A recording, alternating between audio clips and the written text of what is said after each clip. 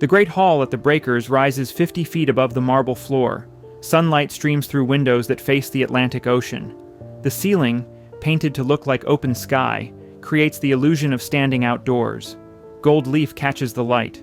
Carved limestone frames every doorway.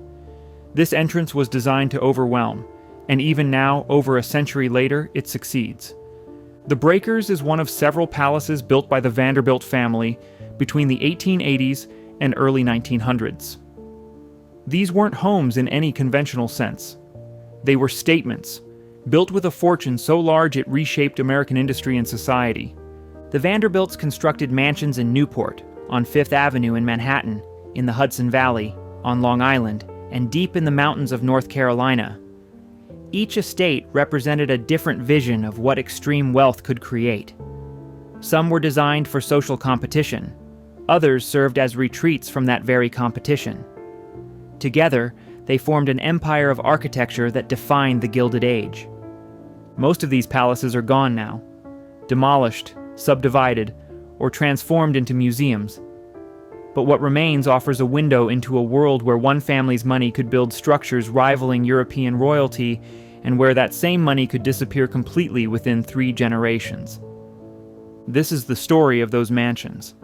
How they were built, why they mattered, what happened inside them, and what became of them after the fortune that created them vanished.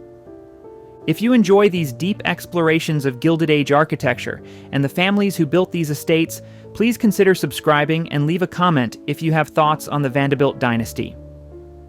Let's begin where the fortune itself started, with the man who made it all possible. The Commodore, building the railroad empire. Cornelius Vanderbilt was born in 1794 on Staten Island. His family ran a small ferry service. According to family accounts, at 16 he borrowed money from his mother and started his own ferry business. That decision reportedly began the accumulation of what would become one of America's largest fortunes. Vanderbilt operated in New York Harbor for decades, expanding from ferries to steamships. He understood something fundamental about American geography. Transportation created wealth. Whoever controlled how people and goods moved controlled economic power. He pursued that control relentlessly. By the 1840s, Vanderbilt had built a substantial shipping empire. His steamship lines connected New York to California during the gold rush, using routes through Nicaragua. The profits were considerable. But Vanderbilt recognized that railroads represented the future of American transportation. In the 1860s, already in his 70s, Vanderbilt shifted focus to railroads. He began acquiring railroad companies connecting New York to the interior of the country. The New York Central became his primary holding. He consolidated smaller lines, eliminated inefficiencies, and created a unified system running from New York to Chicago. The Commodore, as he was known, had a reputation for ruthlessness. He crushed competitors through price wars and strategic maneuvering. His business philosophy was simple: win at any cost, consolidate power, extract maximum profit. Sentiment had no place in his decision-making. Contemporary accounts describe him as crude, direct, and intimidating. He reportedly had little interest in society or culture. His focus remained on business until his death in 1877. By then, sources indicate his fortune had reached approximately $100 million, equivalent to several billion in modern terms. That made him reportedly the wealthiest person in America. The Commodore's approach to family was similarly practical. He had multiple children with his first wife. He apparently distrusted most of them, believing they lacked his drive and intelligence. When it came time to distribute his fortune, he left the vast majority to a single son, William Henry Vanderbilt, whom he judged most capable of managing it. That decision concentrated enormous wealth in one person's hands and set the stage for everything that followed. The mansions, the social ambitions, the family rivalries, all stemmed from that concentrated fortune and how William Henry's children eventually divided it. The Commodore himself lived relatively modestly despite his wealth. He maintained a home in Manhattan but reportedly spent little on luxury or display. That would change completely with the next generation. His son and grandchildren would use the railroad fortune not just for business expansion, but for something the Commodore never pursued: social dominance through architectural grandeur. William Henry Vanderbilt, doubling the fortune in building palaces. William Henry Vanderbilt inherited his father's empire in 1877. He was 56 years old and had spent decades working in the railroad business, often dismissed by his father as lacking ambition. The Commodore had been wrong. William Henry proved exceptionally capable. Over the next 8 years, William Henry reportedly doubled the family fortune. He continued consolidating railroads, expanded operations, and managed the empire with skill his father hadn't anticipated. By the time of his own death in 1885, sources suggest the fortune had grown to approximately $200 million. But William Henry did something his father never had. He began translating wealth into physical grandeur. In 1880, he commissioned construction of a massive mansion at 640 Fifth Avenue in Manhattan. The house occupied an entire city block between 51st and 52nd Streets. Richard Morris Hunt designed the building. Hunt had trained at the École des Beaux-Arts in Paris and brought European architectural tradition to American clients. The mansion he created for William Henry featured a grand hall, multiple drawing rooms, a picture gallery, and accommodations for the extensive art collection William Henry had begun acquiring. The cost reportedly reached several $million. For the first time, Vanderbilt money was being spent not just on business assets, but on domestic display. The mansion announced that the family had moved beyond mere wealth accumulation into cultural and social ambition. William Henry commissioned a second mansion next door for his daughters. He was building not just a house, but establishing a family presence on Fifth Avenue. Other wealthy families lived along the street, but the Vanderbilt properties were larger, more expensive, more deliberately grand. Contemporary accounts suggest William Henry himself remained relatively uncomfortable with this level of display. He had grown up working in the railroad business, not in society drawing rooms.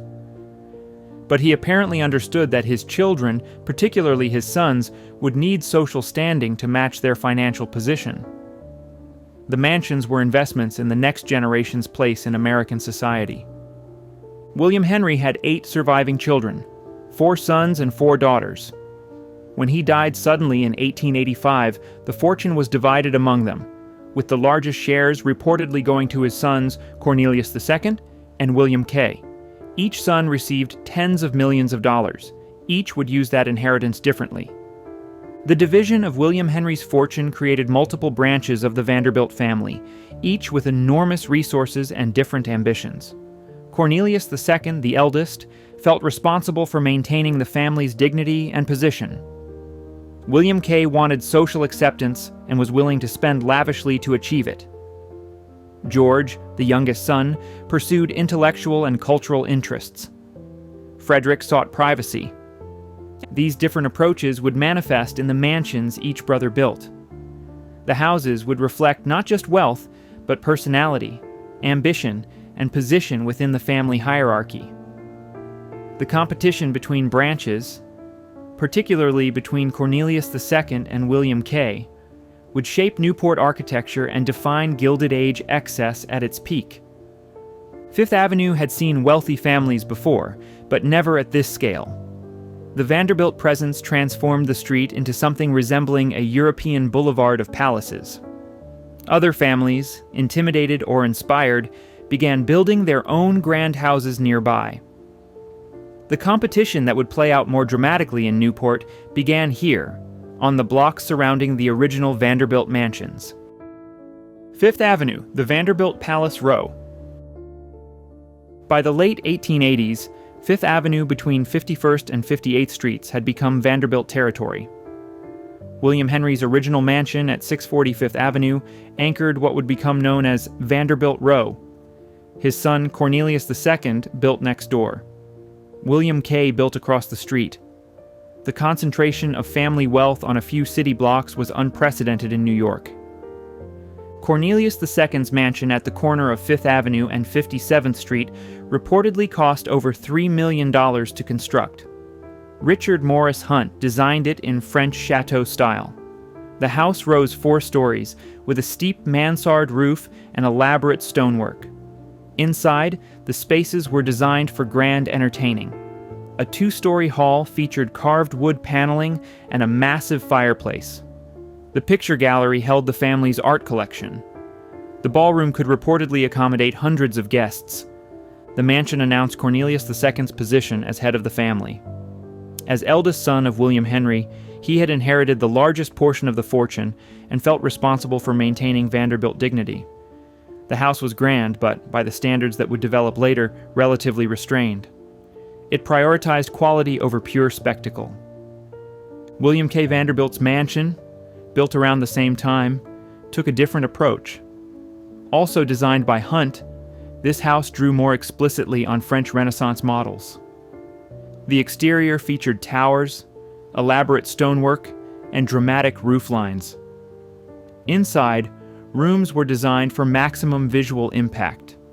The scale and ornamentation reportedly exceeded what Cornelius II had built. William K.'s mansion reflected his wife Alva's social ambitions. Alva Smith had married William K. in 1875. She came from a prominent Southern family that had lost its fortune during the Civil War. The marriage gave her access to Vanderbilt wealth. She was determined to use that access to force New York society to accept her. The mansion became Alva's weapon in that campaign. In 1883, she hosted a costume ball at the house that reportedly drew well over 1,000 guests. The event became legendary in New York society. Alva had successfully used architecture and entertainment to establish her position. The mansion had served its purpose.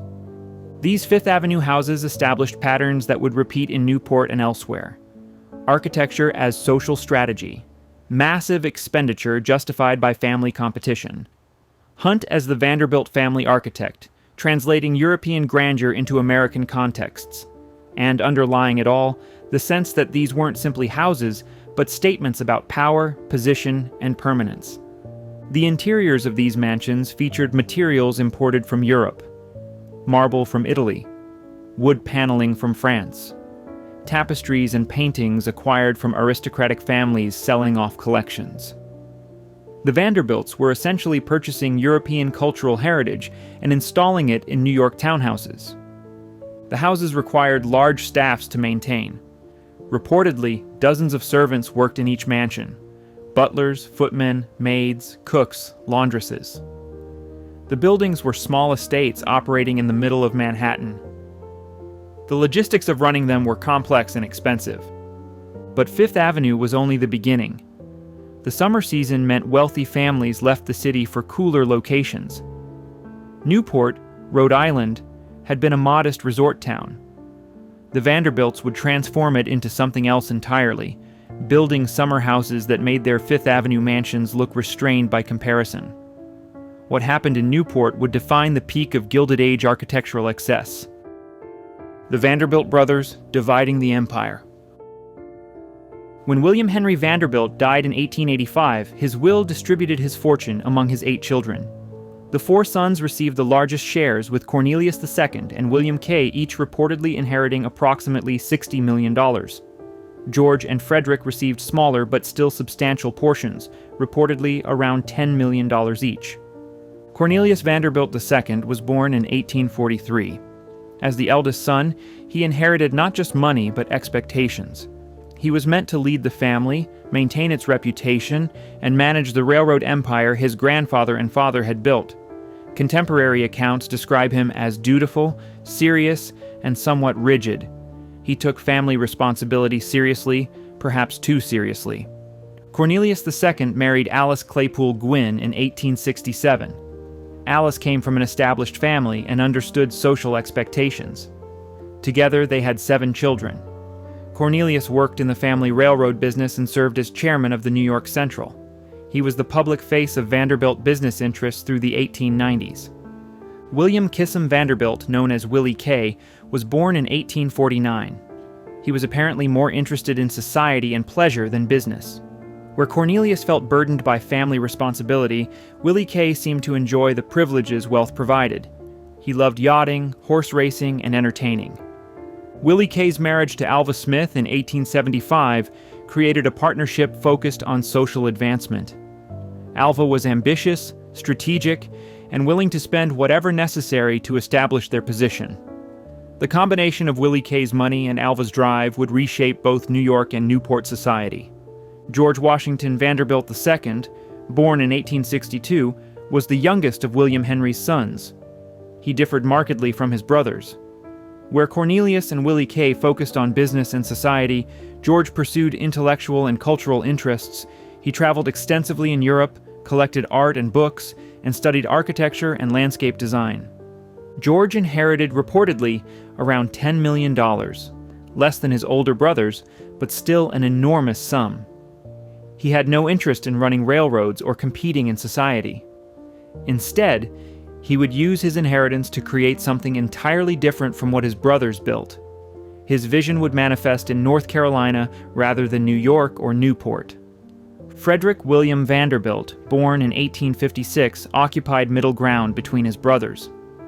He worked in the railroad business but avoided the public role Cornelius held. He enjoyed wealth but didn't pursue social competition the way Willie Kay did. Frederick and his wife Louise apparently preferred privacy to display. Frederick inherited reportedly around $10 million. He would build substantial homes, but always with more restraint than his brothers demonstrated. His approach represented old money values, quiet wealth rather than aggressive display. In some ways, Frederick's style was closer to what their grandfather the Commodore would have approved of. The division of the fortune created natural competition between branches. Cornelius II, as family head, felt he should demonstrate appropriate leadership. Willie Kay and Alva wanted to prove they belonged at the top of society. George wanted freedom to pursue his own vision. Frederick wanted to be left alone.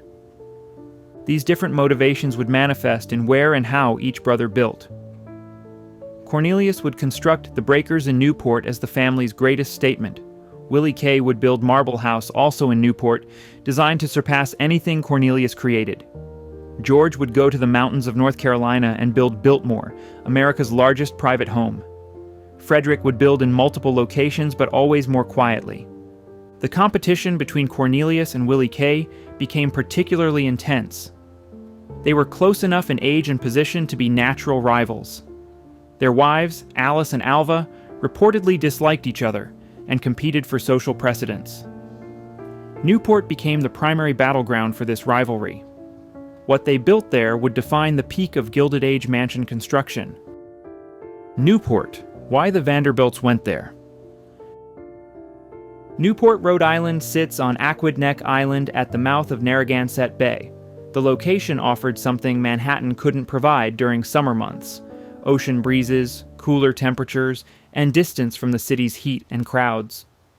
By the mid-1800s, Newport had established itself as a resort destination. Colonial-era families had built summer homes there. The Astors arrived in the 1850s. Other wealthy families followed. By the 1870s, Newport had developed a summer social season. Families would close their city houses in June and remain at Newport through August or early September. The season had its own rituals, patterns, and hierarchies. But Newport, in the 1880s, remained relatively modest compared to what it would become. The houses were substantial, but not palaces. The summer cottages, as they were called, were large wooden structures built for comfort during warm weather. Entertaining was frequent, but not yet the spectacle it would become. The Vanderbilts' arrival changed Newport's character fundamentally. When families with railroad fortunes began building there, the scale and expense of construction increased dramatically. Stone replaced wood. European architectural models replaced American vernacular. The summer cottage concept evolved into something far more grand. Newport offered the Vanderbilt brothers something beyond climate. It provided a relatively contained social environment where position could be established and maintained. The summer season was only 8 to 10 weeks. Everyone who mattered was present during that time. Social success or failure played out in a concentrated period where every ball, every dinner, every lawn party mattered. For Alva Vanderbilt, Newport represented an opportunity. New York society had been slow to fully accept her despite the success of her 1883 costume ball. But Newport was more fluid. The resort atmosphere, the summer houses, the concentrated social season, all created opportunities for someone willing to spend aggressively and entertain lavishly. The location itself was dramatic. Ocean Avenue and Bellevue Avenue ran along the coast, offering spectacular Atlantic views. Properties there commanded premium prices. The wealthy families competed for the best locations, the grandest views, the most impressive approaches. Geography mattered. Where your house sat relative to others signaled your social position. Newport society in the 1890s operated under Mrs. Caroline Astor's authority. Caroline Astor, wife of William Backhouse Astor Jr., had established herself as arbiter of acceptable society. Her approval mattered. Her disapproval could devastate social ambitions. The Vanderbilts, despite their wealth, were still relatively new money. They needed acceptance from families like the Astors. This dynamic created pressure. Wealth alone wasn't sufficient. The right house, the right entertaining, the right social connections all needed to align. Newport became the place where these elements could come together or fail to coalesce. For families like the Vanderbilts, building the right mansion in the right location with the right architect became essential strategy. The competition that would unfold between Cornelius II and Willie K. Vanderbilt would reshape Newport completely. Their rivalry would push construction costs and architectural ambition to levels that seemed extraordinary even by Gilded Age standards. Other families, trying to keep pace or not appear diminished, would build their own increasingly grand houses.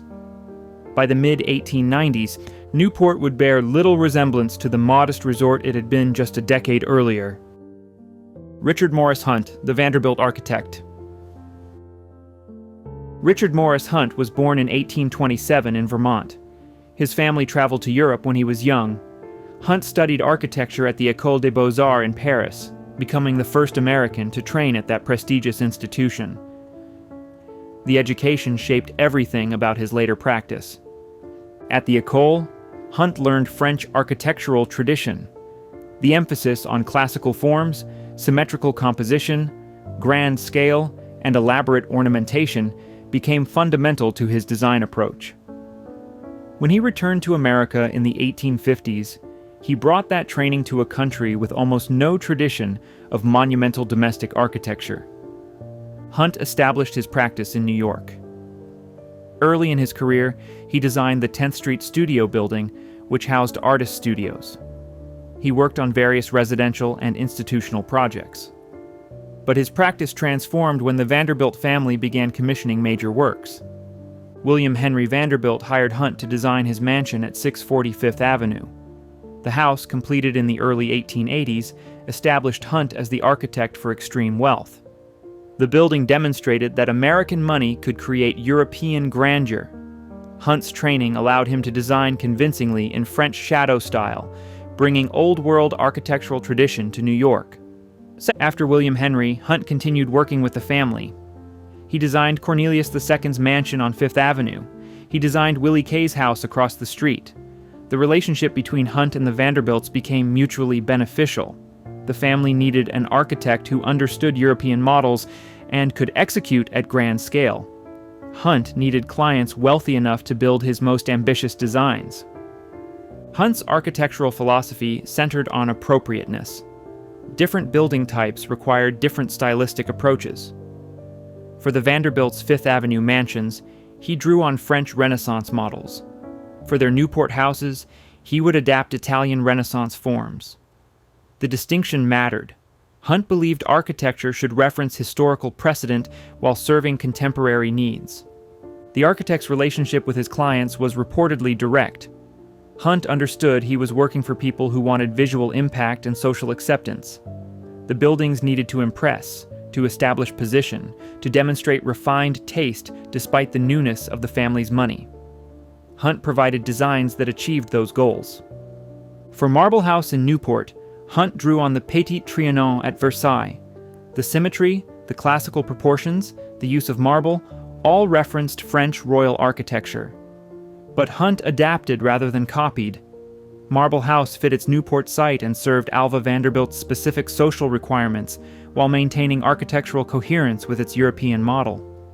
For the breakers, Hunt shifted to Italian Renaissance inspiration. The design referenced 16th century Italian villas, particularly those in Genoa. Again, Hunt adapted rather than replicated.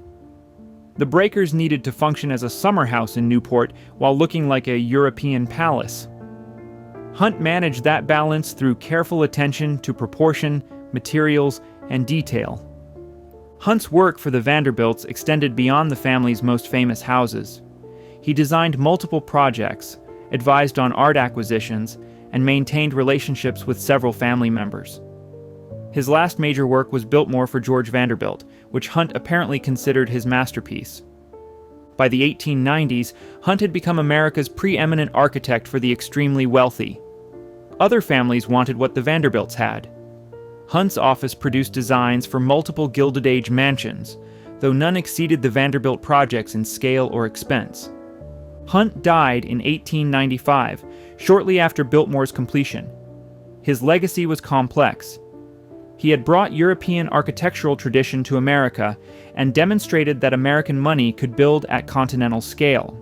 But he had also established a model of domestic architecture so expensive and so grand that it could only exist briefly before becoming economically and socially unsustainable. The Vanderbilt mansions Hunt designed were beautiful, technically accomplished, and completely impractical for the 20th century. Within a generation of his death, most would be demolished or abandoned. Hunt created architecture for a moment that couldn't last. Buildings designed for a level of wealth and social structure that would collapse under its own excess. Marble House, Alva's weapon of social war. In 1892, William K. Vanderbilt gave his wife Alva a birthday present, Marble House, a Newport mansion that reportedly cost $11 million. The house was Hunt's design, built on Bellevue Avenue with ocean views. The exterior was white marble. The interior featured more marble, gold leaf, and elaborate ornamentation than perhaps any private house in America. Alva had specific goals for Marble House. She wanted a house that would force Newport society to acknowledge her position. The Fifth Avenue mansion had been successful, but Newport was Mrs. Caroline Astor's domain. Alva needed something so grand, so expensive, so architecturally significant that it couldn't be ignored or dismissed. Hunt delivered. Marble House drew on the Petit Trianon at Versailles, but exceeded its model in material luxury. The exterior marble came from quarries that had reportedly supplied stone for ancient Greece. The entrance hall featured yellow marble walls and a ceiling painted to resemble open sky. The gold room, designed as Alva's reception space, was covered in gold leaf over nearly every surface. The dining room featured pink marble and elaborate bronze detailing. The Gothic room contained medieval-style decoration, including Alva's coat of arms, which she had designed for herself despite having no actual noble lineage. Every room made the same point. This house represented wealth and taste that matched or exceeded European aristocracy. The scale was deliberately overwhelming. Visitors entered through a front door that required significant strength to open. The marble walls and floors created an impression of weight and permanence. The gold leaf, the crystal chandeliers, the imported furniture, all reinforced the message. Alva had arrived, and this house proved it. Marble House also served practical purposes beyond social positioning. The house had modern mechanical systems, electricity throughout, central heating, bathrooms with hot running water. The kitchen and service areas, though less ornate than public spaces, were well equipped and efficiently laid out. The house worked as a residence despite its palace aesthetic. But the real purpose was always social. Alva used Marble House to entertain on a scale Newport hadn't seen. She hosted elaborate dinners, balls, and lawn parties. Attendance at Alva's events reportedly became a measure of social standing, Declining an invitation suggested either you hadn't been important enough to receive one, or you were foolish enough to snub the wealthiest hostess in Newport. The cost of Marble House shocked even a society accustomed to extravagance. $11 million in the 1890s was extraordinary. That sum could have built entire neighborhoods or founded institutions. Instead, it created a summer house used perhaps 8 weeks per year. The excess was the point. Alva was demonstrating that Vanderbilt wealth operated on a different scale than other families' money. Marble House also represented a challenge to Cornelius II. As the eldest son and head of the family, Cornelius had built respectably, but not spectacularly in Newport. His earlier cottage on the property that would become the breaker site was substantial but wooden, like most Newport houses of that era. Alva's marble palace made Cornelius's house look inadequate. The rivalry between Alva and Alice Vanderbilt, Cornelius II's wife, had reportedly been simmering for years. Both women wanted to be recognized as the leading Vanderbilt wife. Marble House gave Alva a significant advantage. Alice and Cornelius would need to respond. They would need to build something that reasserted Cornelius's position as family head and demonstrated that his branch had superior wealth and taste. That response would come in the form of the breakers. But before Cornelius could plan his answer to Marble House, fate intervened. In late 1892, fire destroyed his existing Newport cottage.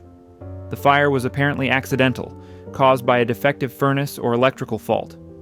No one was seriously injured, but the house was lost. The fire gave Cornelius both reason and opportunity to build something far grander than he had originally planned. He would hire Hunt. He would build in stone rather than wood, and he would create a house that would dwarf even Marble House, establishing once and for all that Cornelius Vanderbilt II was the true head of the family. The breakers, Cornelius II's response. The fire that destroyed Cornelius Vanderbilt II's original Newport cottage in late 1892 created an opportunity. What had been a substantial but conventional summer house could now become something far more significant. Cornelius needed to respond to Marble House. The fire gave him justification to build at a scale that would settle, once and for all, the question of which Vanderbilt branch held supremacy. Cornelius hired Richard Morris Hunt. The architect had just completed Marble House for Willie Kay and Alva. Now he would design something larger for the head of the family. The message was clear. Whatever Hunt had created for Willie Kay, he would exceed for Cornelius. Hunt shifted architectural models for the breakers. Where Marble House referenced French precedent, the breakers would draw on Italian Renaissance villas, particularly 16th century palaces in Genoa. The change was strategic. Cornelius wasn't copying Willie Kay's approach. He was establishing a different aesthetic altogether, one that emphasized scale and permanence over Marble House's decorative excess. Construction began in 1893. The timeline was reportedly compressed to approximately 2 years, an extraordinary pace for a building of this magnitude. The site overlooked the Atlantic Ocean on multiple sides. The house would command ocean views from nearly every major room. Geography reinforced architectural dominance. Hunt designed the breakers to be fireproof. The original cottage's destruction influenced every decision. The new house would be stone and brick. Steel framing supported the structure. Minimal wood appeared in the construction. Even decorative elements used fireproof materials wherever possible. Cornelius was determined that no accident would destroy this house. The scale exceeded anything previously built in Newport. The house reportedly contained 70 rooms across multiple floors. The footprint was massive. 4 stories rose above ground, with additional service levels below. Every dimension was calculated to impress and overwhelm. Hunt brought in craftsmen from Italy to execute the decorative work. The level of detail required specialized skills not readily available in America. Italian artisans carved stone, created plasterwork, and installed marble throughout the house. The workers lived on site during construction, creating a temporary community dedicated to building Cornelius's palace. Materials came from around the world: marble from Italy, alabaster from Africa, rare woods from multiple continents. The scale of material acquisition was unprecedented, Ships delivered components that were then transported to the site and installed by specialized crews. The logistics were complex and expensive. The cost of the breakers has been estimated at various figures, but sources suggest it reached approximately $7 million, a sum that would exceed $200 million in modern terms. That made it one of the most expensive private residences ever constructed in America. Cornelius was outspending even Marble House's reported $11 million cost when calculated on a per-square-foot basis and accounting for the engineering challenges. The Great Hall, rising the full height of the house, became the architectural centerpiece. Visitors entered directly into this space, confronted immediately by the scale and grandeur. The ceiling soared overhead. Carved limestone surrounded the room. Multiple doorways led to other principal spaces. The hall functioned as both entrance and statement. You understood immediately whose house this was and what it represented. Beyond the Great Hall, Hunt created a sequence of elaborate rooms. The music room, the morning room, the dining room, each designed with specific functions and distinct aesthetic approaches. No two rooms were identical in decoration. Each demonstrated different aspects of wealth and taste. The cumulative effect was overwhelming. The dining room could reportedly seat dozens comfortably. The table, the chairs, the built-in cabinets, all were designed specifically for the space. The room featured alabaster columns and elaborate ceiling decoration. Large windows provided ocean views. The space announced that entertaining at the Breakers operated at a scale few other houses could match. The Breakers opened in 1895. Cornelius and Alice began using it immediately for the summer season. The house had achieved its purpose before the first guest arrived. Everyone in Newport understood what the Breakers represented. Cornelius Vanderbilt II had built the greatest mansion in America. The rivalry with Willie K was settled. Marble House was magnificent, but the Breakers was supreme. Life in the Newport Palaces, the summer season. The Newport summer season typically ran from late June through August, sometimes extending into early September. During those weeks, wealthy families closed their city houses and relocated entire households to their summer estates. The move involved extraordinary logistics. Staff, furniture, clothing, supplies, all had to be transported. The summer cottage required full staffing despite being used only a few weeks annually. The Breakers reportedly required a staff of approximately 30 to 40 people during the season.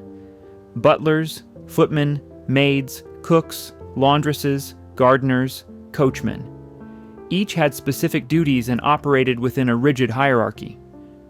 The house functioned as a small estate with all the organizational complexity that implied.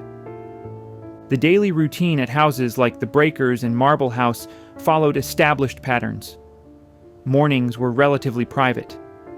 Family members might breakfast in their rooms or in smaller dining spaces. Late morning allowed for activities. The beach, though not used in the Victorian swimming sense, provided locations for walking and socializing. Afternoon brought more structured events. Lawn parties became significant social occasions. Alva Vanderbilt was particularly known for elaborate outdoor entertainments at Marble House. Tables set on the lawn, musicians providing background music, hundreds of guests in formal dress despite the outdoor setting. These events mixed display with networking. Social position was established and maintained through careful attention to who attended, who was seated where, and who spoke with whom. Dinners were the primary social events. At the Breakers, Alice Vanderbilt hosted elaborate dinner parties multiple times per week during the season. The dining room, with its alabaster and extensive table, accommodated large gatherings. Multiple courses, each requiring specific china, silver, and glassware. Service by trained footmen following precise protocols. These dinners could last several hours. The competition between Alice and Alva played out partly through these entertainments. Both women hosted frequently. Both spent lavishly. Both maintained careful control over guest lists. Receiving an invitation to dinner at the Breakers or Marble House was significant. Attending both during the same season demonstrated your importance in Newport society. The rivalry reportedly extended to small details. If Alva served a particularly elaborate dessert, Alice needed to surpass it at her next dinner. If Alice hosted a visiting European aristocrat, Alva needed to find someone more impressive. The competition was constant, exhausting, and apparently taken extremely seriously by both women. Beyond private dinners, the Newport season included balls. These larger events required even more extensive preparation. The Breakers' various reception rooms could accommodate large numbers of guests. Music, dancing, elaborate floral arrangements, champagne flowing continuously. The balls lasted late into the night and were discussed for weeks afterward.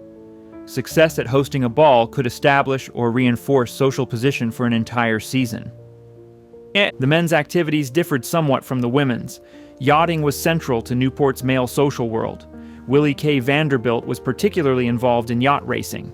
The New York Yacht Club maintained a strong presence in Newport. The men would spend mornings and afternoons on the water, racing or socializing on their vessels, returning in time for evening events. The scale of wealth required to maintain this lifestyle was extraordinary. The houses themselves cost millions. Operating them for a few weeks annually added substantial ongoing expense. Staff salaries, maintenance, entertaining costs all accumulated. Families like the Vanderbilts were spending fortunes simply to occupy these houses temporarily and compete with each other socially. But the Newport palaces also represented something beyond individual family competition. They marked the peak of a particular vision of American wealth. The idea that industrial fortunes could create permanent aristocracy, that money could buy not just houses but social position that would last across generations. Newport in the 1890s represented that vision at its most elaborate and most fragile moment. The houses required the broader social structure to function. Without the seasonal patterns, without the established hierarchies, without the large servant class willing to work for these families, the palaces couldn't operate as intended. The Breakers and Marble House needed not just money, but an entire world organized around supporting that level of private grandeur. That world was already beginning to change, though the families living in these houses didn't fully recognize it yet. The economic and social forces that would make such places unsustainable were building. But in the mid-1890s, in the middle of the Newport season, with parties and balls and competitions filling the weeks, that future collapse seemed remote and unlikely. Rough Point, Frederick's quieter approach. While Cornelius and Willie K. competed through increasingly grand architecture, their brother Frederick William Vanderbilt took a different path. Frederick built in Newport, but his approach reflected different values and a different personality. His estate, Rough Point, represented wealth without the aggressive display that characterized the Breakers or Marble House. Frederick had married Louise Anthony Torrance in 1878. Louise brought substantial wealth to the marriage. Her father had been a successful merchant. The combination of Frederick's Vanderbilt inheritance and Louise's family money made them extremely wealthy even by Vanderbilt standards, but they apparently had little interest in social competition. Rough Point sits at the southern tip of Newport's peninsula, separated somewhat from the concentration of estates along Bellevue Avenue. The location itself suggested a desire for distance from the social center of Newport activity. Frederick and Louise wanted ocean views and substantial property, but they didn't need to be in the middle of the competitive environment. The house was built in English manor style rather than the French or Italian models Hunt used for other Vanderbilt properties. The architectural choice signaled different priorities. English manor houses suggested landed gentry, old money comfort rather than palace grandeur. The scale was substantial but not overwhelming. Rough Point was a large house, not a monument. Contemporary descriptions suggest Frederick's personality was reserved. He worked in the family railroad business but avoided the public role Cornelius held. He reportedly preferred private pursuits to social competition. Louise apparently shared his preference for relative privacy. Together they created a life that used wealth for comfort and security rather than social positioning. Rough Point reflected those priorities. The house had modern conveniences. The rooms were comfortably appointed, but there was reportedly less emphasis on ostentatious display. The entertaining Frederick and Louise did at Rough Point was smaller scale than what occurred at the Breakers or Marble House. Private dinners rather than elaborate balls. Selective guest lists rather than large social gatherings. This approach made Frederick something of an anomaly among his brothers. Where Cornelius felt the weight of family responsibility and Willie Kay enjoyed social competition, Frederick simply wanted to be comfortable and left alone. His wealth gave him that option. He could build substantially without competing, could participate in Newport society without dominating it. The contrast between Rough Point and the Breakers, both built by Vanderbilt brothers in the same small town during the same years, illustrated how differently wealth could be deployed. Same family, same fortune source, completely different architectural and social choices. Frederick's quieter approach suggested alternatives to the aggressive display model, though those alternatives were less influential on Gilded Age culture. After Frederick's death in 1938, Rough Point eventually passed out of Vanderbilt hands. Doris Duke, the tobacco heiress, purchased the property in the 1950s. She maintained and modified the house, living there for decades. Duke's long ownership meant Rough Point survived largely intact, unlike many other Newport estates that were demolished or drastically altered. Today, Rough Point operates as a museum. The house showcases both its Vanderbilt origins and Duke's later occupation. Walking through Rough Point provides a different experience than visiting the Breakers. The scale is more human. The display is less overwhelming. The house suggests wealth used for private pleasure rather than public statement.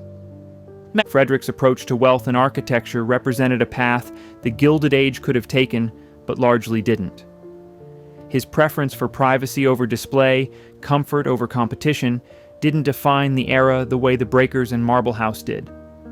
But Rough Point's survival suggests his approach was perhaps more sustainable.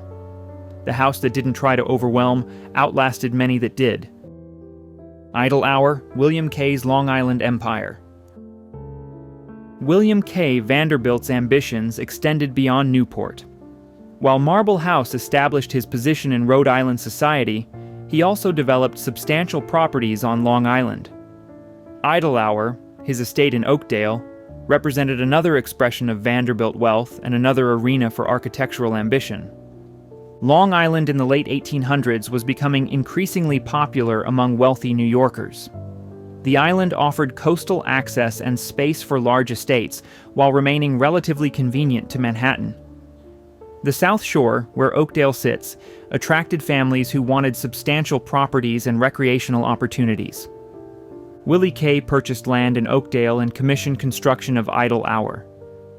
The estate reportedly encompassed substantial acreage along the water. The main house was built in a grand style, though sources vary on exact architectural details and original scale. What's clear is that Willie Kay invested significantly in creating a Long Island presence that matched his Newport ambitions. The estate included extensive grounds, stables, and support buildings. Willie Kay was passionate about horses and horse breeding. The facilities at Idle Hour reflected that interest.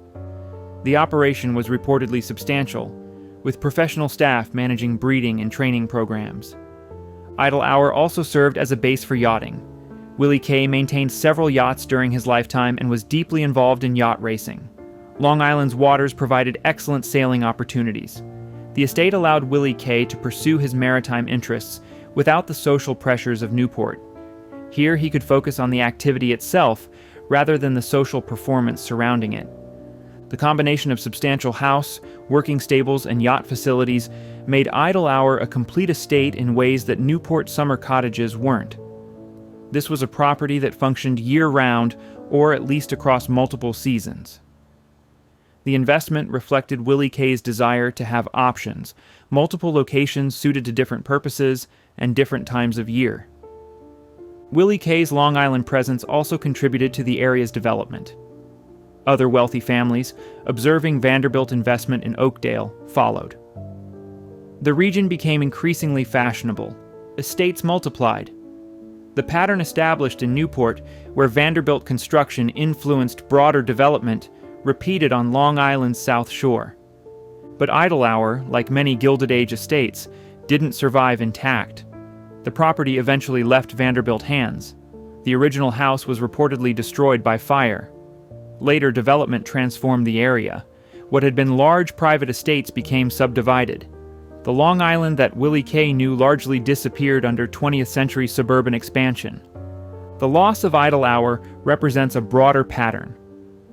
While Newport's stone palaces survived as museums, many wooden estates on Long Island and elsewhere were demolished, burned, or subdivided beyond recognition. The architectural legacy is fragmented. Individual buildings are gone, even as the social and economic patterns they represented remain historically significant. Willie K.'s multiple estates, Marble House in Newport, Idle Hour on Long Island, the Fifth Avenue Mansion, represented a mobile, wealthy lifestyle. The houses were occupied seasonally or occasionally. The family moved between properties following social seasons and personal preferences. This mobility required enormous resources. Each property needed maintenance, staff, and constant financial support regardless of whether the family was in residence. That lifestyle defined Gilded Age wealth at its peak. The ability to maintain multiple elaborate residences, each serving specific purposes, demonstrated resources beyond what previous American generations had possessed. Willie K.'s estate empire illustrated how far Vanderbilt wealth had come from the Commodore's relatively modest domestic life just decades earlier. George Vanderbilt, the intellectual brother. George Washington Vanderbilt II, born in 1862, was the youngest of William Henry Vanderbilt's sons. By the time George came of age, the pattern of Vanderbilt wealth and behavior was well established. His older brothers competed through business and society. George chose a different path entirely. Contemporary accounts describe George as scholarly and cultured. He reportedly read extensively, collected books, studied languages, and traveled throughout Europe absorbing art and architecture. Where his brothers focused on railroads and social positioning, George pursued knowledge and aesthetic refinement. George never married until relatively late in life. He remained devoted to his mother after his father's death in 1885. The inheritance he received, reportedly around $10 million, was substantial but less than what Cornelius II and Willie K. had gotten. George apparently didn't mind. He had no interest in competing with his brothers on their terms. Europe fascinated George particularly. He spent extended periods traveling, visiting museums, attending cultural events, and studying architecture. He collected art seriously, building a personal collection that reflected sophisticated taste rather than purely acquisitive instinct. George wanted beautiful and historically significant objects, not just expensive ones. His collecting extended to books. George assembled one of the finest private libraries in America, with thousands of volumes covering multiple subjects and languages. The library reflected genuine intellectual curiosity. George apparently read extensively in his collection, rather than simply owning books for display purposes. But George also understood architecture and landscape design. His European travels exposed him to grand estates, formal gardens, and designed landscapes. He studied how European wealth created environments that combined beauty, function, and permanence. Those observations would profoundly influence what he eventually built. In the late 1880s, George began looking for land where he could create his own estate. He wasn't interested in Newport's social competition or New York's urban constraints. He wanted space, privacy, and natural beauty. His search led him to the mountains of western North Carolina. Asheville in the 1880s was a small mountain town known primarily for its climate. The area attracted people seeking treatment for tuberculosis and other respiratory ailments.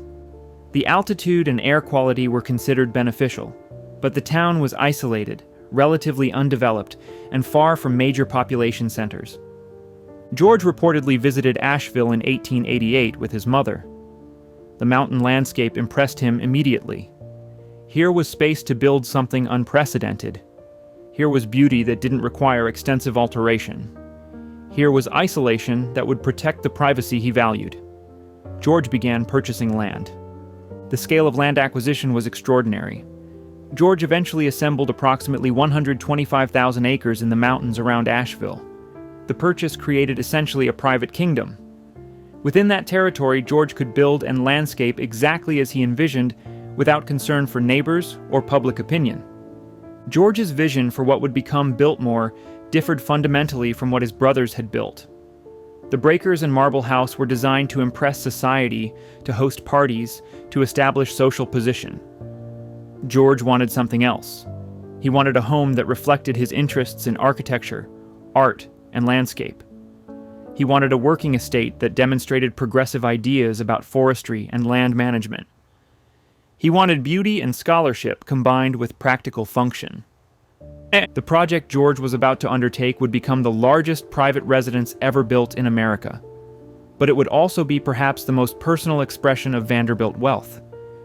Where his brothers built to compete and display, George built to satisfy his own vision of what wealth could create.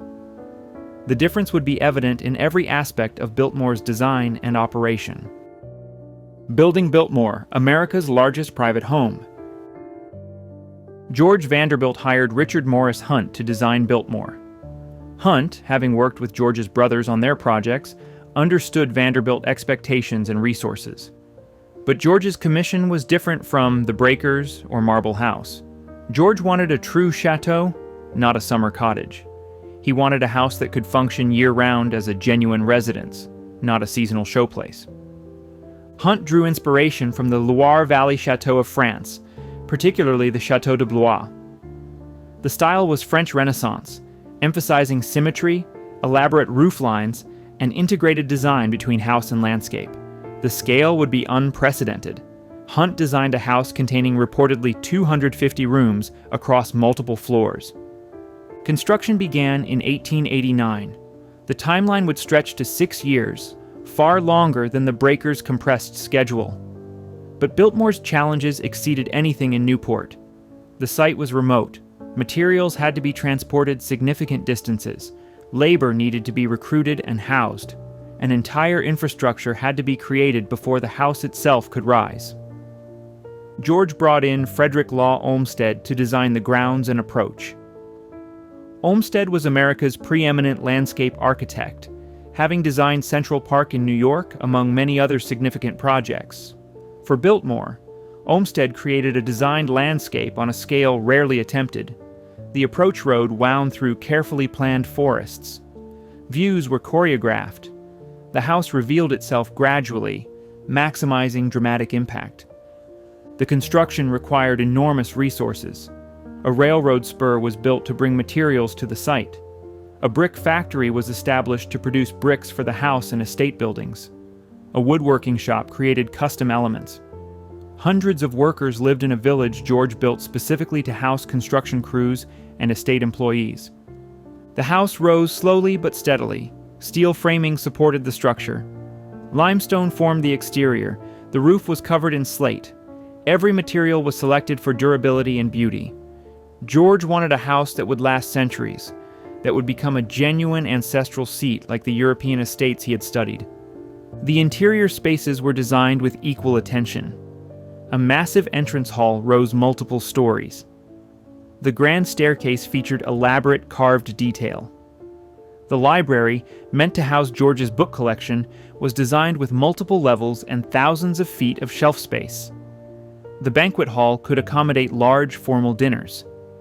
Every room served specific purposes while contributing to the house's overall aesthetic.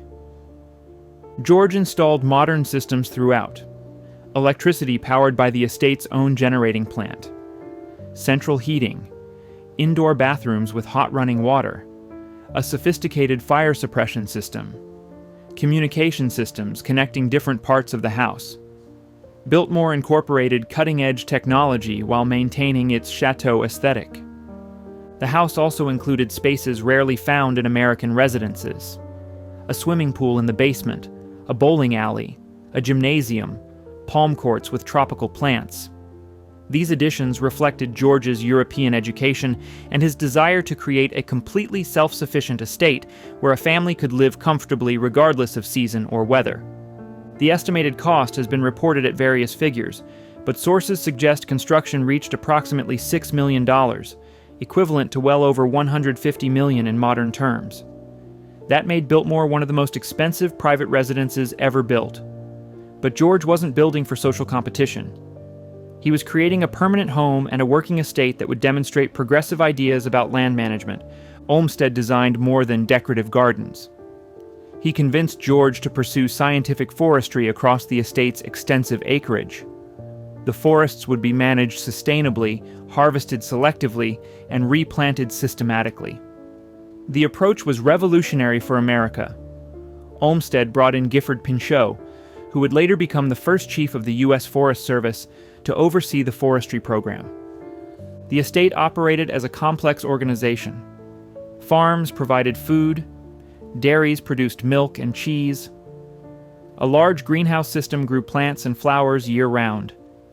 The forestry operation managed thousands of acres. A village housed workers and their families. Biltmore functioned as a feudal estate might have in medieval Europe, a largely self-contained economic unit controlled by a single family. Biltmore opened in 1895, though work continued on various estate projects for years afterward. George had created something unique in American architecture. Not a summer cottage or an urban palace, but a true country estate on European scale, adapted to American circumstances. The house demonstrated that Vanderbilt wealth could create permanence and beauty, not just temporary display. Inside Biltmore, a self-sufficient kingdom. Biltmore functioned less as a house and more as a complete estate operation. George Vanderbilt's vision extended beyond architectural grandeur to creating a working property that demonstrated progressive land management and achieved substantial self-sufficiency. The daily operations involved hundreds of people and covered thousands of acres. The forestry program was central to George's vision. Under Gifford Pinchot's direction, the estate implemented scientific forestry practices virtually unknown in America at that time. Trees were selectively harvested rather than clear-cut. Replanting programs ensured forest regeneration. The goal was sustainable yield, forests that could provide timber indefinitely while maintaining ecological health. The approach was revolutionary. American forestry in the 1890s typically involved cutting everything valuable and moving on.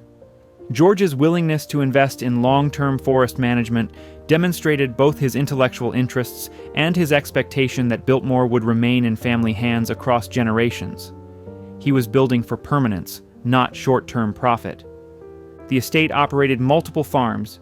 Dairy operations provided milk, butter, and cheese. Vegetable gardens supplied produce. Orchards grew fruit. Livestock operations included cattle, pigs, and poultry. The goal was to make Biltmore as self-sufficient as possible. The house and its staff could be fed largely from estate production. This level of self-sufficiency required substantial infrastructure. Barns, storage facilities, processing buildings, all had to be constructed and maintained. The farms employed large crews. Specialized workers managed different operations. The complexity approached that of a small town rather than a private residence. The estate village housed workers and their families. George built homes, a school, a church, and other necessary facilities. The village functioned as a company town, with the estate providing housing, employment, and services in exchange for labor. The arrangement was reportedly more progressive than many industrial company towns of the era, but it still created a hierarchical relationship between the Vanderbilt family and the people who worked for them. Inside the main house, the daily routine reflected George's scholarly interests. The library was his primary private space. He spent considerable time there, reading, corresponding, and managing his collections. The book collection eventually numbered over 20,000 volumes. George reportedly knew his collection well and used it extensively. The house also served social functions. George married Edith Stuyvesant Dresser in 1898. Edith came from an established family and understood society, though she apparently shared George's preference for privacy over aggressive socializing. Together they entertained at Biltmore, but on a smaller scale than the Newport palaces hosted. Dinners in the banquet hall, house parties that might last several days, but not the massive balls and constant entertaining that characterized Newport summers. The house required a substantial staff to operate, Sources suggest approximately 80 staff members worked at Biltmore during the estate's peak years. Butlers, footmen, maids, cooks, laundresses. The kitchen staff alone numbered several people. The scale of domestic operation approached that of the breakers despite Biltmore's more private character. The mechanical systems required specialized maintenance. The electrical generating plant needed constant supervision. The heating system served a house of unprecedented size. The plumbing systems were complex. George employed engineers and mechanics specifically to maintain these modern conveniences. The grounds required year-round attention. Olmsted's designed landscapes needed constant maintenance. Gardens had to be planted, tended, and harvested seasonally. The greenhouse operations were particularly complex, requiring specialized knowledge to maintain tropical plants in a mountain climate. The greenhouse staff worked year-round producing plants and flowers for the house and gardens. George's approach to estate management reflected his education and values. He apparently took genuine interest in progressive agricultural and forestry practices. He corresponded with experts, read extensively on land management topics, and supported research into sustainable practices. Biltmore was partly an experiment in how large estates could operate responsibly rather than purely extractively. The estate also functioned as a cultural institution of sorts. George's art collection, displayed throughout the house, rivaled museum holdings. The library was significant enough that scholars occasionally visited to consult rare volumes. The house itself, as Hunt's masterpiece, had architectural importance beyond the Vanderbilt family's personal use. But Biltmore also revealed the limitations of even the most progressive Gilded Age vision. The estate required enormous ongoing expense. The self-sufficiency was partial, not complete. Modern conveniences and estate operations consumed resources constantly. The whole structure depended on the Vanderbilt fortune continuing indefinitely at levels sufficient to support operations. George apparently recognized these challenges. He took estate management seriously, understood the financial requirements, and worked to make Biltmore as sustainable as possible. But the fundamental economics were daunting. A house with 250 rooms, extensive staff, thousands of acres to maintain, all required capital most families, even wealthy ones, couldn't sustain indefinitely. Biltmore represented George Vanderbilt's most personal expression of what wealth could create, not a showplace for social competition, but a genuine home designed for beauty, scholarship, and progressive land stewardship. The house demonstrated that Gilded Age architecture could serve purposes beyond display. But it also demonstrated that even the most thoughtful approach to building at this scale faced profound sustainability challenges. Hyde Park, the Vanderbilt Hudson Valley Mansion. Frederick Vanderbilt's main residence was neither in Newport nor New York City, but in the Hudson Valley. Hyde Park, located along the Hudson River in Dutchess County, New York, had been home to wealthy families since the 18th century. Frederick and his wife Louise chose this location for their primary estate, building a mansion that reflected their preference for relative privacy and old money restraint. The house was designed by the architectural firm McKim, Mead, and White in Beaux-Arts style. Construction began in the late 1890s. The design drew on classical Italian Renaissance models, emphasizing symmetry and formal proportion. The exterior featured Indiana limestone. The scale was substantial, but not overwhelming by Vanderbilt standards. The house contained reportedly around 50 rooms. That made it large by any normal measure, but modest compared to the Breakers or Biltmore. Frederick and Louise apparently didn't need or want the extraordinary scale George or Cornelius had built. Their needs were more conventional, focused on comfortable living rather than architectural statements. The interior spaces were elegantly appointed. The entrance hall featured marble floors and walls. The main rooms, drawing room, dining room, library, were furnished with high-quality pieces, but without the overwhelming opulence of Marble House. The aesthetic suggested refined taste and substantial wealth without aggressive display. Louise Vanderbilt brought significant money to the marriage. Her family wealth supplemented Frederick's inheritance. Together they had resources that would have made them extremely wealthy even without the Vanderbilt name. This financial security allowed them to build and live exactly as they preferred, without worrying about impressions or competition. The Hudson Valley location offered advantages beyond climate or scenery. The region had established old money families who'd been there for generations. The social environment was more settled, less competitive than Newport. Frederick and Louise could participate in local society without the constant pressure to display and compete that characterized more fashionable locations. The estate included extensive grounds, though not approaching Biltmore's acreage. Formal gardens, designed landscapes, river views. The property was beautiful and well-maintained, but operated on a more manageable scale than Georgia's North Carolina kingdom. Frederick apparently wanted his estate to be sustainable and comfortable rather than groundbreaking or experimental. Hyde Park served as Frederick and Louise's primary residence. They lived there most of the year, traveling occasionally, but maintaining the Hudson Valley as their home base. This differed from the mobile lifestyle Willie K. pursued with multiple seasonal residences. Frederick and Louise established themselves in one place and stayed there. The house reflected Frederick's personality and position. As a middle son, he had substantial wealth, but not the burden of family leadership Cornelius carried, or the social ambitions that drove Willie K. He could build what he actually wanted to live in, rather than what position or competition demanded. The result was a house that worked well as a residence, rather than primarily as a statement. The neighboring estates along the Hudson River included properties owned by other established families. The Roosevelt family estate was nearby. The Astors had properties in the region. The concentration of wealth along the river created a social world that functioned differently than Newport. Less seasonal, more rooted, more concerned with land management and local affairs than with national social positioning. Frederick and Louise entertained at Hyde Park, but on a smaller scale than the Newport palaces hosted. Dinners, weekend house parties, occasional larger gatherings. The house could accommodate guests comfortably, with multiple bedrooms for visitors and adequate reception spaces. But it wasn't designed for balls or massive entertainments. After Frederick's death in 1938, Louise continued living at Hyde Park. She reportedly maintained the property carefully, preserving Frederick's vision and aesthetic choices. When she died in 1945, the property passed to the federal government.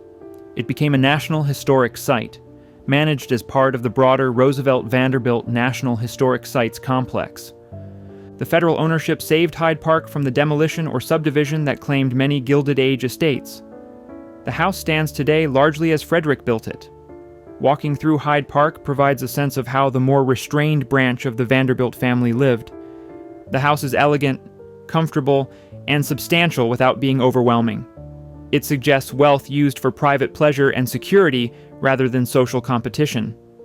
Hyde Park also demonstrates how quickly Gilded Age private estates became public properties. Within 7 years of Louise's death, the house was open for tours.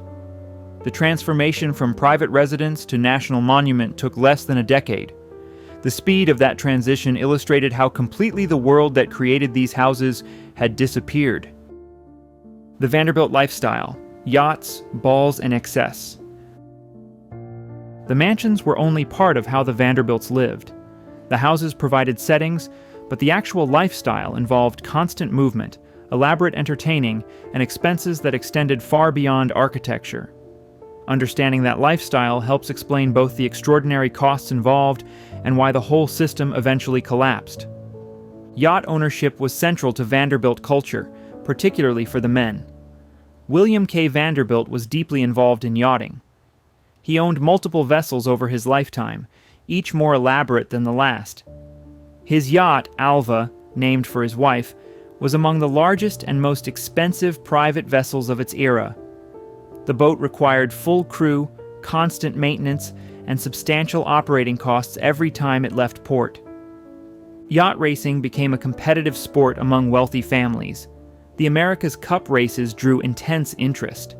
The Vanderbilts competed regularly. Success in yacht racing conferred status among peers. The combination of technical knowledge, athletic skill, and sheer financial resources required made yacht racing an ideal Gilded Age pastime. Only the extremely wealthy could participate at the highest levels. But yachts served purposes beyond racing. They provided private transportation. The Vanderbilts used their vessels to travel between properties, to cruise for pleasure, and to host elaborate parties. A yacht functioned as a floating mansion, offering privacy and luxury while moving between locations. For families with homes in multiple cities and countries, private vessels made sense despite the extraordinary expense. The famous balls and parties involved costs most contemporary observers could barely imagine. Alva Vanderbilt's balls at Marble House reportedly involved weeks of preparation. Elaborate decorations transformed already ornate rooms. Orchestras were hired. Special foods were prepared or imported. Guest accommodations had to be arranged for those traveling from other cities. The cost of a single evening's entertainment could reach tens of thousands of dollars. The costume balls were particularly elaborate. Guests commissioned custom outfits costing thousands of dollars each. The events became theatrical performances where wealthy families competed through increasingly elaborate costumes and presentations. The balls served social purposes, establishing hierarchies and alliances. But they also demonstrated pure excess. The money spent on a single costume could have supported a working-class family for years. The Vanderbilts maintained extensive wardrobes appropriate to different occasions and seasons. Women's fashion in the Gilded Age required multiple complete changes daily. Morning dress, afternoon dress, tea dress, dinner dress, ball gowns. Each outfit required accessories, jewelry, and styling. The investment in clothing alone was substantial. Alva Vanderbilt reportedly spent enormous sums annually on her wardrobe, viewing clothing as essential social armament. Travel was frequent and expensive. The Vanderbilts moved between properties following seasonal patterns and personal preferences. Fifth Avenue in winter, Newport in summer, Europe for extended periods. Each move required transporting not just family, but staff, luggage, and supplies. The logistics were complex and costly. European travel served multiple purposes: cultural education, art acquisition, social connections with European nobility. The Vanderbilts spent extended periods abroad, often renting palaces or maintaining permanent European residences. Alva, after her divorce from William K., eventually purchased a chateau in France and lived there for years. The entertaining extended beyond Newport and New York. The Vanderbilts hosted at all their properties. Biltmore saw house parties that might last a week or more. Guests would arrive, be housed comfortably, and participate in organized activities. The host family absorbed all costs. Providing that level of hospitality repeatedly required enormous resources. The lifestyle also involved supporting large extended families and dependent relatives. The Vanderbilts employed not just house staff but personal servants who traveled with family members, ladies' maids, valets, personal secretaries. These employees were supported entirely by the family, requiring salaries, housing, and benefits. Charitable giving and social obligations added additional costs. The Vanderbilts were expected to support cultural institutions, contribute to churches, fund civic projects. Cornelius II was particularly involved in institutional support, serving on boards and making substantial donations. The social position that wealth provided came with expectations of philanthropy and civic engagement. The cumulative effect of this lifestyle was staggering ongoing expense. The mansions required maintenance whether occupied or not. The staffs needed salaries year-round. The yachts, the travel, the entertaining, the clothing all consumed capital constantly. The Vanderbilts were spending money as fast as or faster than their investments generated returns. This pattern was sustainable only as long as the underlying fortune remained enormous and growing. For the first generation after William Henry's death, the wealth seemed sufficient. But each generation that divided the fortune reduced individual shares. Simultaneously, the costs of maintaining Gilded Age lifestyle increased as competition drove ever more elaborate display. The lifestyle contained its own destruction. The excess that defined Vanderbilt's social success also ensured that success couldn't last. The money required to maintain multiple palaces, entertain elaborately, and compete constantly exceeded what most fortunes, even very large ones, could sustain indefinitely across generations. Alva's divorce breaking the dynasty. In 1895, Alva Vanderbilt did something almost unprecedented in her social class. She divorced William K. Vanderbilt. The divorce sent shockwaves through American high society. Women of Alva's position simply didn't divorce, regardless of personal unhappiness or marital problems.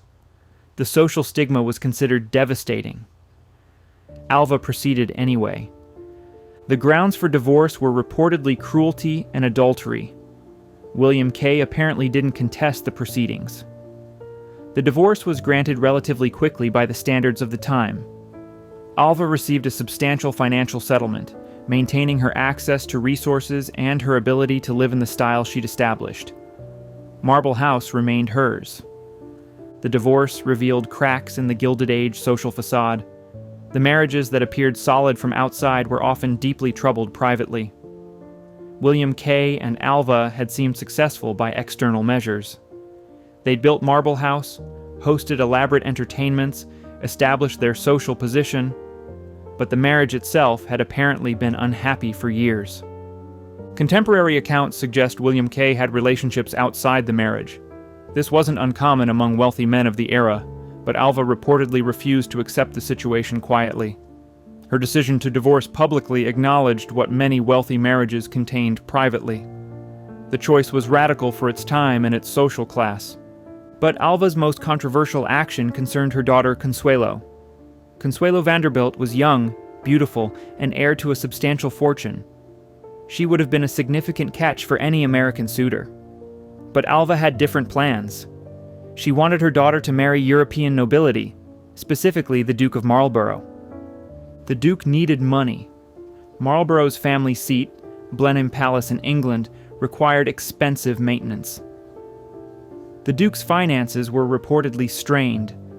A marriage to an American heiress could solve his financial problems. Alva saw the match as a way to achieve what wealth alone couldn't guarantee, a genuine aristocratic title for her daughter. Consuelo reportedly resisted. She was in love with someone else, a young American man Alva considered unsuitable. But Alva was determined. According to later accounts, including Consuelo's own memoir, Alva used intense psychological pressure to force her daughter's compliance. The details vary in different sources, but the general pattern is clear.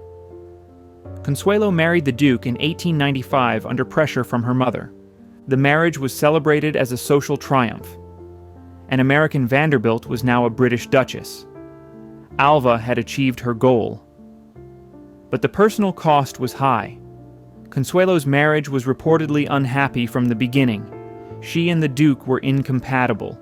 The relationship that was supposed to cement Alva's social achievement became instead a source of ongoing family tension. The Marlborough marriage also highlighted the transactional nature of Gilded Age social climbing. Consuelo's substantial dowry reportedly helped finance Blenheim Palace's maintenance. The Duke got money. The Vanderbilts got a title. Consuelo got a miserable marriage.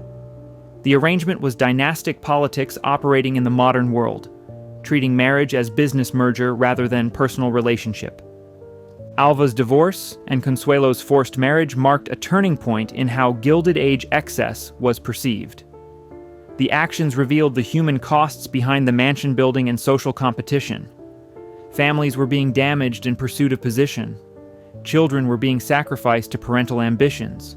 The beautiful houses and elaborate parties contained real suffering. The divorce also freed Alva to pursue her own interests more directly. She eventually remarried, becoming Alva Belmont. She became involved in the women's suffrage movement, using her wealth and social position to support voting rights. This transformation was striking. The woman who'd built Marble House to force society's acceptance became an advocate for changing that society's structure. Alva's story illustrated both the power and the limitations of Gilded Age wealth. She'd used money to break into the highest levels of society, to build a palace, to marry her daughter to a duke. But the victories were hollow. The divorce, the forced marriage, the underlying unhappiness, all suggested that wealth couldn't actually purchase the security and satisfaction it promised. The Vanderbilt family's public image suffered from these events. The divorce brought unwanted attention. The details of Consuelo's marriage, when they eventually became public, were embarrassing. The family that had seemed to represent American success and achievement looked instead dysfunctional and troubled. The mansions remained beautiful, but the lives lived inside them appeared less enviable.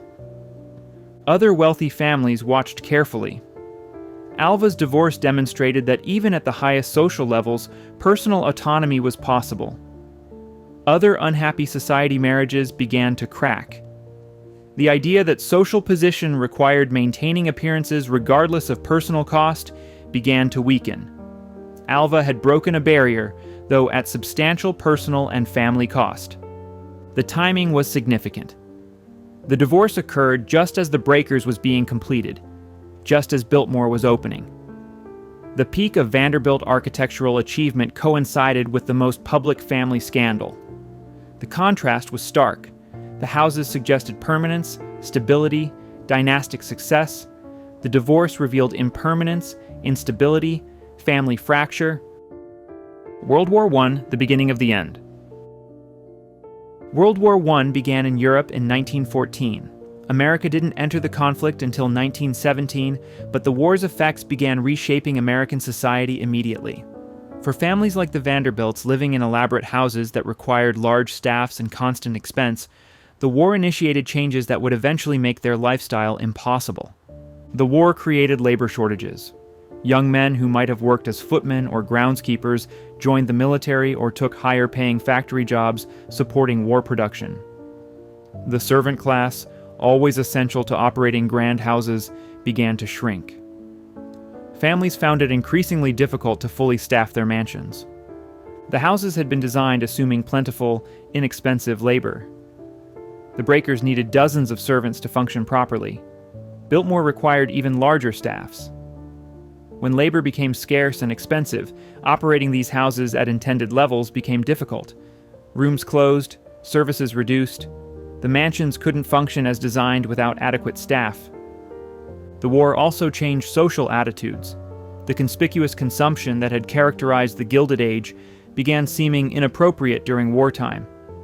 Hosting elaborate parties while young men died in European trenches felt wrong. The wealthy families who'd competed through architectural grandeur found themselves expected to demonstrate patriotism through restraint rather than display. Some Vanderbilts responded by offering their houses for war-related purposes. Buildings were converted temporarily to hospitals or meeting spaces. The families made patriotic gestures, contributing to war bonds and relief efforts. But these actions couldn't disguise the fundamental tension. The houses represented pre-war values, excess and competition that seemed increasingly outdated. Tax policy shifted dramatically during and after the war. The federal government needed revenue to fund military operations. Income taxes, which had been relatively modest, increased substantially. Estate taxes were introduced. Suddenly, maintaining and passing on enormous fortunes became more difficult. Wealth that had seemed secure faced new threats from government taxation. The combination of higher taxes and reduced investment returns squeezed family finances. The mansions went from being expensive but manageable to being serious financial burdens. Heating enormous houses, maintaining extensive grounds, paying reduced but still substantial staffs, all consumed resources faster than conservative investments could generate returns. The younger generation of Vanderbilts also began questioning whether maintaining these houses made sense. The generation that built the Breakers and Biltmore had died or was aging. Their children, who inherited the properties, often had different values and different financial situations. Many didn't want to maintain their parents' scale of living even if they could afford it. The Fifth Avenue mansions faced particular pressure. Manhattan real estate values increased dramatically. The land under Vanderbilt houses became worth more than the buildings themselves. Developers offered substantial sums for properties. The economic logic of selling became compelling even for families that might have preferred to keep ancestral homes.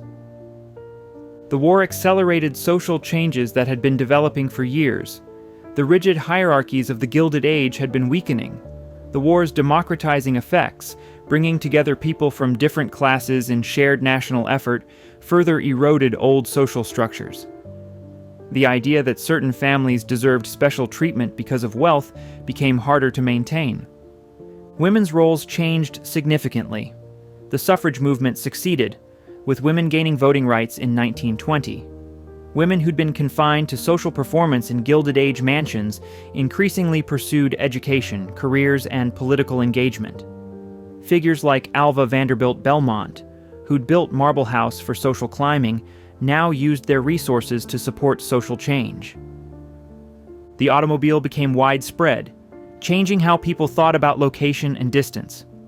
Newport's exclusivity, based partly on being relatively difficult to reach, diminished as cars made the town more accessible. The special quality of summer resort locations eroded as transportation improved. The geographic concentration that had made Newport society function began breaking down. Prohibition, which began in 1920, further changed social patterns. The elaborate dinners and parties that had characterized Newport summers often centered on wine and champagne. Prohibition didn't stop wealthy families from drinking, but it made the conspicuous consumption of alcohol socially awkward. The entertaining that justified building palace-sized houses became more complicated. By the early 1920s, the world had changed fundamentally from when the breakers and Marble House were built. The houses remained physically intact, but the social and economic systems that supported them had been severely damaged. The war didn't immediately destroy the Gilded Age mansion lifestyle, but it initiated a decline that would accelerate through the following decades. The fortune crumbles 3 generations to broke. The Commodore died in 1877 with reportedly $100 million. His son William Henry doubled that to approximately $200 million by 1885. The fortune seemed unassailable, large enough to sustain the family indefinitely, even with lavish spending. Within 90 years, by the 1970s, essentially none of it remained in Vanderbilt hands. The decline wasn't sudden but gradual, the result of multiple factors working together over decades. The fortune divided each generation. William Henry split his wealth among 8 children. Each of those children in turn divided their inheritances among their own children. With each division, individual shares decreased. What had been an enormous unified fortune became multiple smaller fortunes, each still substantial, but no longer unassailable. The spending continued at Gilded Age levels even as individual resources decreased. The generation that inherited from William Henry's children expected to maintain their parents' lifestyle. They had the houses, the social positions, and the habits formed in extreme wealth. But they had fractional portions of the original fortune. The mathematics didn't work. The houses themselves consumed capital at extraordinary rates. The breakers reportedly cost significant sums annually just for basic maintenance and staffing. Marble House was similar. Biltmore's costs were even higher given its scale and the complexity of estate operations. Multiple family members inherited these properties and the obligation to maintain them. Many couldn't afford to keep them operating as intended. The fortunes also faced structural economic challenges. The Commodore's wealth came from railroads when railroads dominated American transportation. By the early 20th century, railroads faced increasing competition from automobiles and trucks. Railroad profits declined. The Vanderbilt Railroad holdings, while still valuable, didn't generate the returns they once had. The family's approach to wealth management was reportedly inconsistent. Some Vanderbilts managed their inheritances carefully, investing conservatively and living within means. Others spent lavishly, assuming the money would last forever. The careful branch saw their wealth eroded by inflation and taxation. The lavish branch spent down capital directly. The Great Depression devastated many fortunes, including the remaining Vanderbilt wealth. Stock market losses in 1929 eliminated paper wealth. The Depression's extended economic stagnation meant investments didn't recover. Families that had seemed secure found themselves struggling. Some Vanderbilts reportedly had to sell art collections and other assets to maintain basic living standards. Taxation continued increasing through the mid-20th century. Estate taxes reached levels that made passing wealth across generations extremely difficult. Income taxes took large portions of investment returns. The combination meant accumulated wealth eroded even when families tried to preserve it. The government captured through taxation what the families didn't spend directly. The lifestyle changes also accelerated wealth depletion.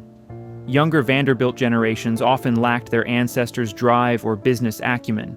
They'd been raised in wealth, educated for social rather than commercial success. They expected to live well, but often lacked skills to generate new wealth or even effectively manage what they inherited. Some family members made poor investments, business ventures that failed, speculative investments that collapsed, relationships with unscrupulous advisors who stole or mismanaged funds. The challenges that could destroy modest fortunes could also erode even large ones, if repeated across multiple family members over decades. The houses became liabilities rather than assets. In the Gilded Age, owning a palace signaled success. By mid-century, owning an enormous house meant owning an expensive problem. The houses couldn't be sold easily. Maintenance costs continued regardless of use. Property taxes increased. Converting them to other purposes was difficult. Many Vanderbilts found themselves asset-rich but cash-poor, owning mansions they couldn't afford to keep but couldn't easily dispose of. By the 1970s, when author Arthur Vanderbilt II researched the family's financial status, he reportedly found no Vanderbilt millionaires among direct descendants of the Commodore. The fortune that had been the largest in America, that had built more palaces than any other American family, had vanished completely within 3 generations. The story became a cautionary tale about wealth and its impermanence. The Vanderbilts had seemed invincible at their peak. The houses they built suggested permanence. The dynasty appeared established forever. But economic forces, family choices, and social changes proved stronger than even the largest fortune. The wealth disappeared not through dramatic collapse, but through steady erosion, spending and dividing until nothing remained. The pattern the Vanderbilts demonstrated repeated across Gilded Age families. Almost none of the great fortunes from that era survived intact to the late 20th century. The social and economic structures that supported concentrated dynastic wealth didn't persist. The houses remained as evidence of what had existed, but the fortunes themselves largely vanished. The mansions today, legacy and survival. Today, the surviving Vanderbilt mansions occupy different positions in American culture and landscape. Their fates illustrate various paths Gilded Age architecture could take after the social system that created it collapsed. Some became successful museums. One remains in family hands as a business. Others disappeared entirely, surviving only in photographs and memories. The Breakers receives hundreds of thousands of visitors annually. It's among America's most visited historic houses. The mansion functions as the centerpiece of the Preservation Society's operations in Newport. Revenue from Breakers tours supports preservation of other properties. The house that was built to be seen by a select few now subsidizes the preservation of an entire historic district. Walking through the Breakers today is a carefully managed experience. Visitors follow designated paths through the main floor rooms. Ropes and barriers protect furnishings and architectural elements. Guards monitor to ensure nothing is touched or damaged. The experience is simultaneously impressive and somewhat sterile. You see the scale and grandeur, but can't really feel what living there might have been like. The house is maintained in excellent condition. The Preservation Society invests heavily in ongoing conservation. Stone is cleaned and repaired. Gilding is restored when necessary. The mechanical systems, updated over the years, keep the house climate-controlled to protect interior elements. The building is arguably in better physical condition now than during the Vanderbilt occupancy. Marble House similarly functions as a successful museum property. The Gold Room, the dining room, all the spaces Alva designed to overwhelm visitors still achieve that effect. The Chinese tea house on the property adds additional interest. Like the Breakers, Marble House draws substantial visitor numbers and generates significant revenue for the Preservation Society. Rough Point, Frederick Vanderbilt's Newport estate, came to the Preservation Society through Doris Duke's foundation after her death. The house opened to tours more recently than the Breakers or Marble House. It offers a somewhat different experience, showing both Vanderbilt and Duke eras. The more restrained scale makes Rough Point feel more like an actual residence than the grander palaces do. Biltmore followed an entirely different path. George Vanderbilt's North Carolina estate remained in family ownership. George's daughter Cornelia inherited the property. When economic pressures made private operation unsustainable, the family opened Biltmore to tourism in 1930. Unlike the Newport houses, which were leased or donated to preservation organizations, Biltmore remained a family business. The decision proved financially successful. Biltmore became a major tourist destination, drawing over 1 million visitors annually. The property expanded its operations over the decades, adding a winery, hotels, restaurants, and retail operations. The estate generates substantial revenue, supporting preservation of the house and grounds while providing income to Vanderbilt descendants who still own it. Biltmore's model differs fundamentally from the Newport approach. The house is operated as a business rather than a non-profit museum. This creates different incentives and different relationships with visitors. But it also demonstrates that private ownership can survive if the property achieves sufficient scale and professional management to function sustainably.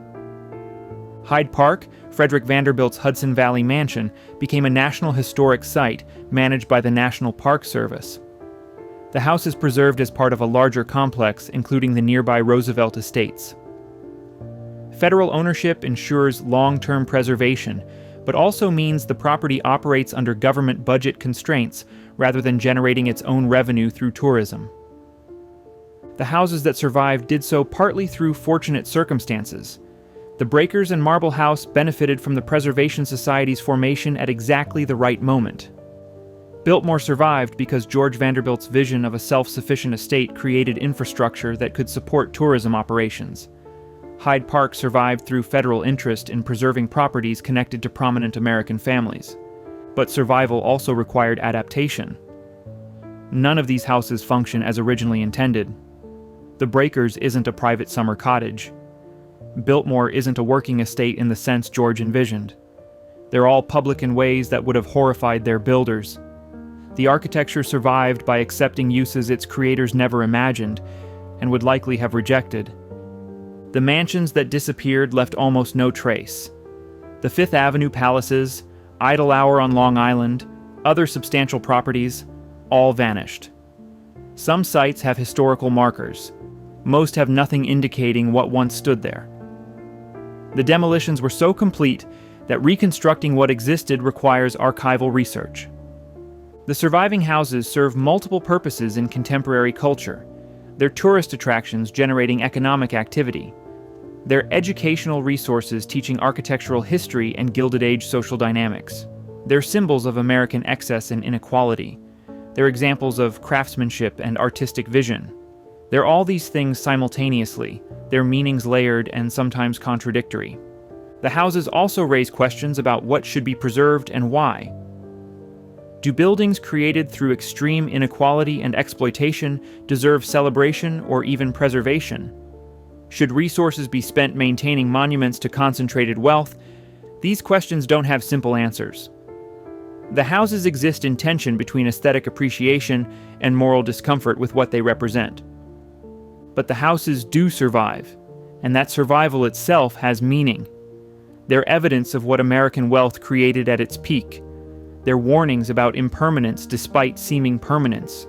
They're demonstrations of architectural ambition and social folly intertwined.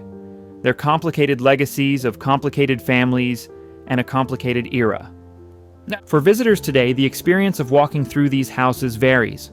Some feel awe at the scale and craftsmanship. Some feel anger at the inequality and excess. Some simply enjoy the beauty and grandeur.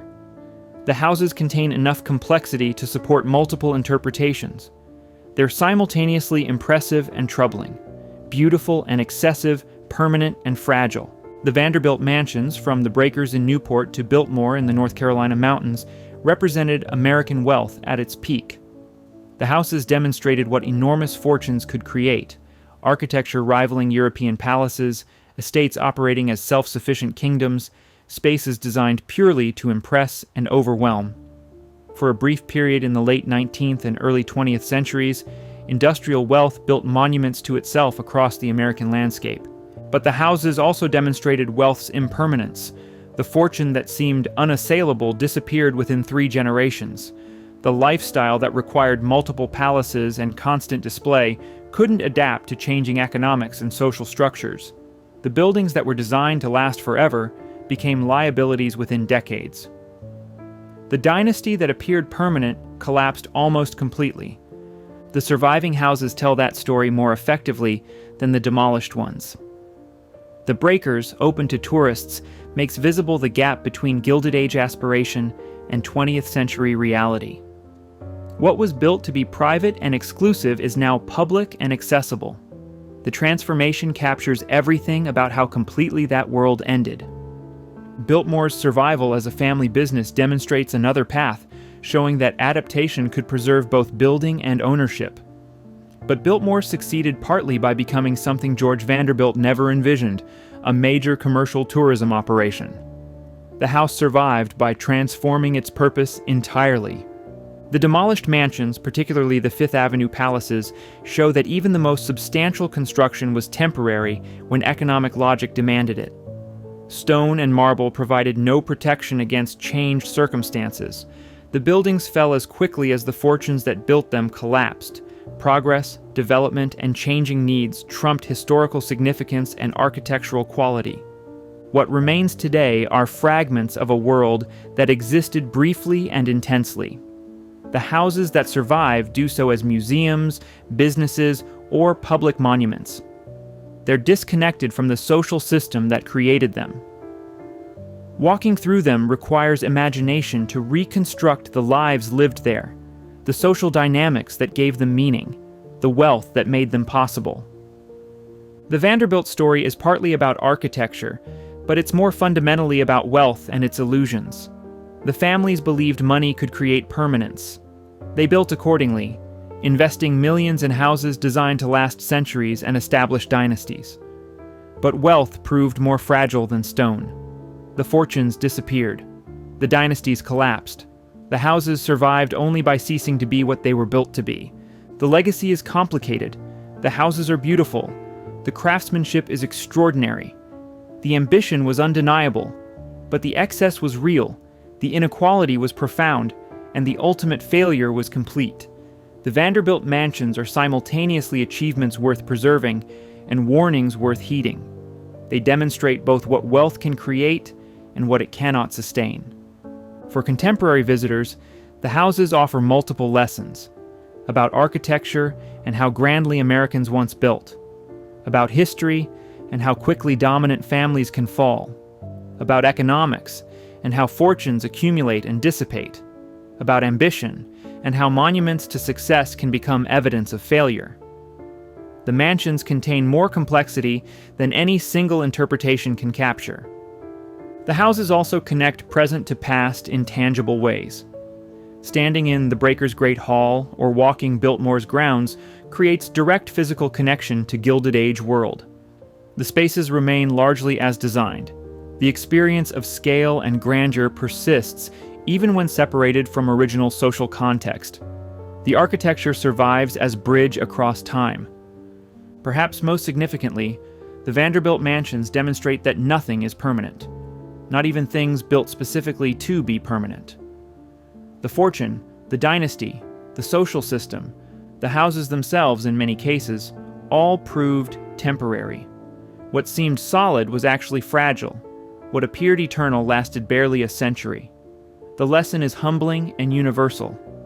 All constructions, whether financial, social, or physical, exist only as long as the conditions supporting them persist. The houses that remain stand as both monuments and warnings. They're worth visiting, worth preserving, worth studying. They're beautiful and troubling, impressive and cautionary. They're evidence of what Americans built when wealth concentrated spectacularly and briefly in a few families' hands. They're reminders that such concentration creates impressive architecture, but doesn't create lasting security, meaningful satisfaction, or genuine permanence.